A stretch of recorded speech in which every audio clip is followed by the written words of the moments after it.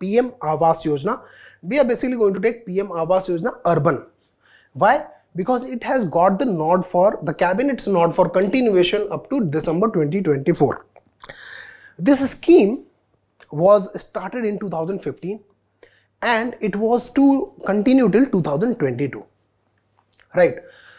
So the aim of this scheme is to provide housing to the economically weaker section and the backward society, the backward economically weaker section basically of straight of the society. Right.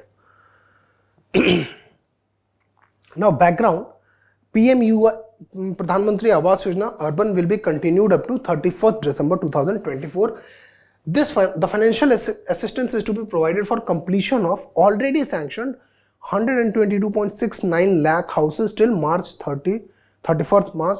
Okay, the number of houses that were sanctioned to be built, okay, under this were around 2 crore houses. Okay, so around more than 1 crore houses has already been built. Right, some houses are being built, that is there are some remaining projects. Right, so for 122.69 lakh houses, the project is still going on. They are still under construction and the government believes that they will be constructed by the end of 2024. Right. So the project, this whole scheme was going to end on 31st March 2022, which has already passed. But the project has not yet completed. Now the government has provided an extension to this scheme because already 122.69 lakh homes have been sanctioned and the financial assistance will be provided for these homes. The scheme covers entire urban areas of the country, that is all statutory towns as per census 2011 and towns notified subsequently under the notified planning or development area. That is all the urban areas, basically townships, cities, okay, they will be considered, are being considered in the PMAYU scheme. Now what are the major features? The most fundamental feature of this scheme is provision of all weather housing units with water, kitchen, okay, electricity and toilet. This is the fundamental, the most fundamental aspect of PMAY. Secondly, it provides women empowerment, okay, better quality of life for urban poor, security of tenure, adequate physical and social infrastructure. These are the major outcomes of expected from the scheme. About let's get into a bit of detail about the background of the scheme now. The scheme covers entire urban area of the country, okay, that we already talked about. During the period from 2004 to 2014, in the 10-year period, around 8.4 lakh houses were created, okay, for the urban poor, okay, the people belonging to the economically weaker sections of the urban areas, okay. In the 10-year period, 8.4 lakh homes were created for EWS category people. In 2017, the original project demanded was 100 lakh houses.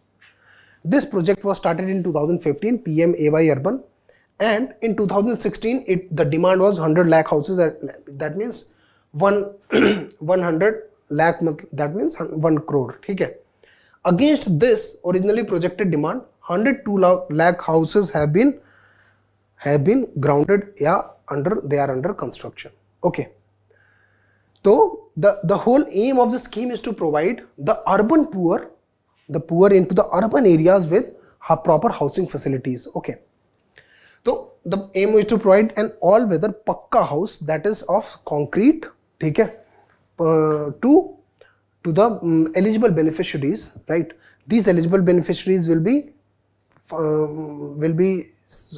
like they will be identified by the state governments, okay, and then a financial assistance will be provided to them. Okay. The ministry is Ministry of Housing and Urban Affairs, and it has 4 verticals on which the scheme is being implemented. Beneficiary-led construction enhancement. Beneficiary-led construction.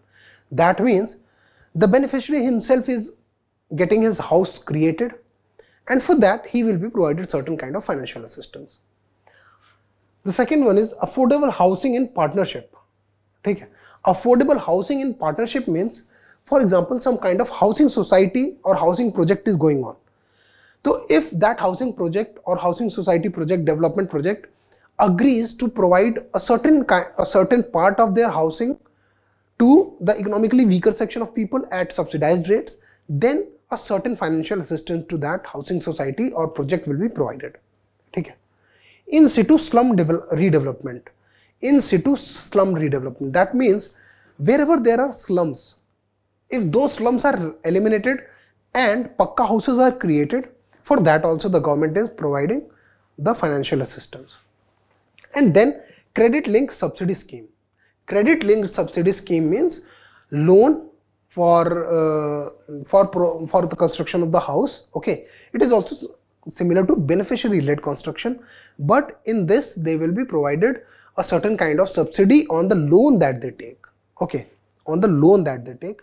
And beneficiary led construction, in that process they will be provided certain kind of financial assistance directly for the construction of the house. Okay, the scheme is a centrally sponsored scheme.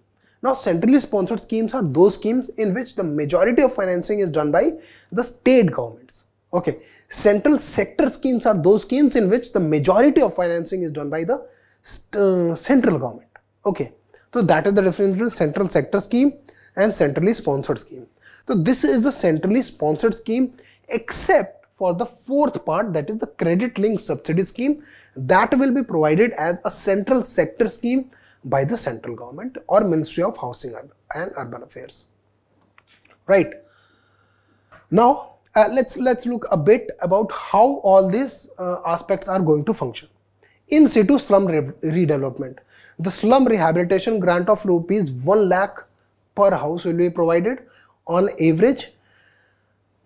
Okay, in any area. For example, if the slum is being redeveloped, so the government will provide rehabilitation assistance of up to 1 lakh rupees per house. Okay, and in this the existing land is being used as the resource with private participation. Okay, with private participation, right? That means if there is a slum and if some private developer comes in and says that I want to redevelop this slum, so he will be provided with 1 lakh rupees assistance per house that he is going to build. Okay. Now affordable housing through credit linked subsidy. Now this part of the scheme is a central sector scheme. Central sector means the majority of the funding will be coming through the central government.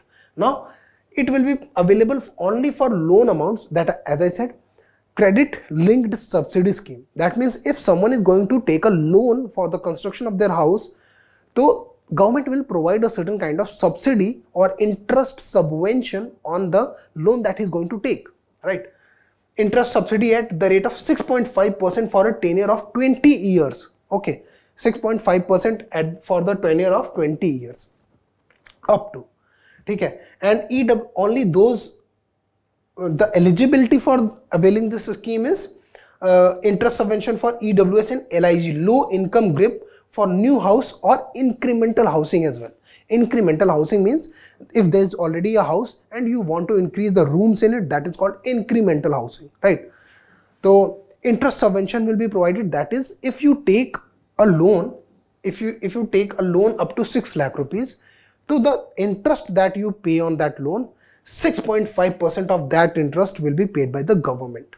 That is CLSS, credit linked subsidy scheme.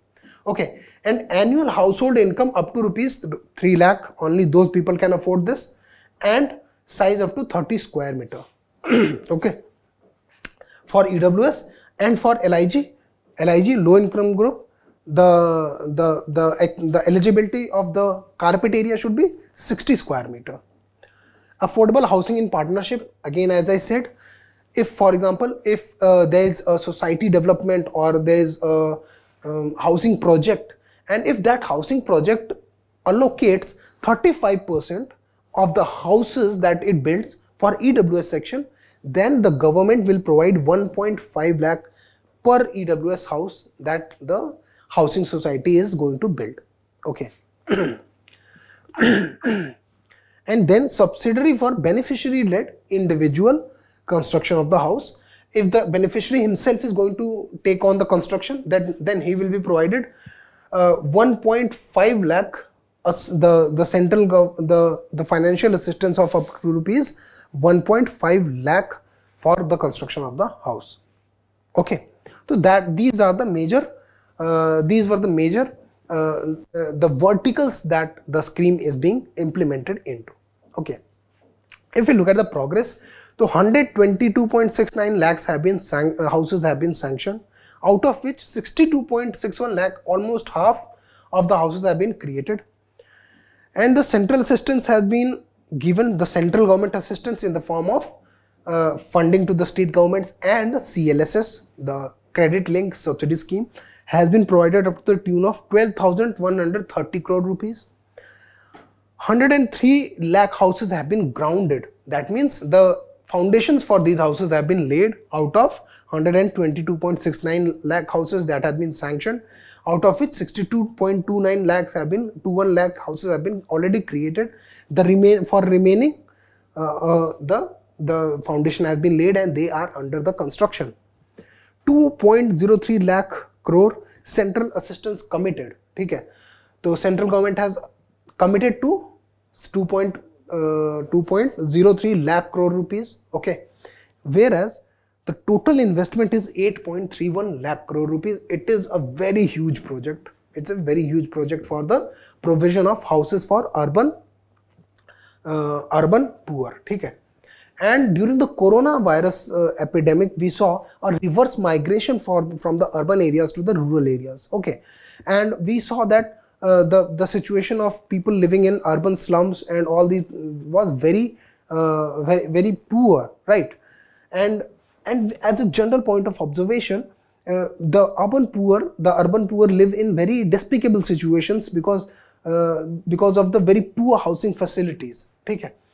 To address that, the central government has come up, the Ministry of Housing and Urban Affairs, within this Pradhan Mantri Awas Yojana, Urban has come up with a new scheme, that is affordable renting housing scheme.